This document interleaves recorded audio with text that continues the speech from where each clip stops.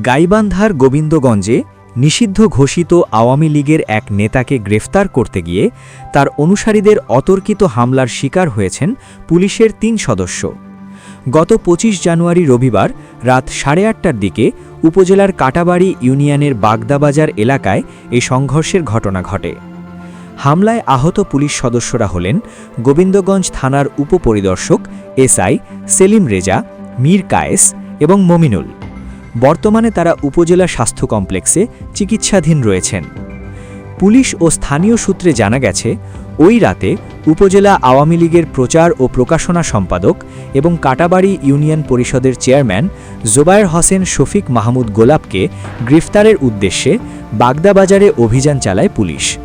অভিযানের খবর পেয়ে গোলাপের অনুসারীরা দেশীয় অস্ত্রশস্ত্র নিয়ে পুলিশের ওপর চড়াও হয়।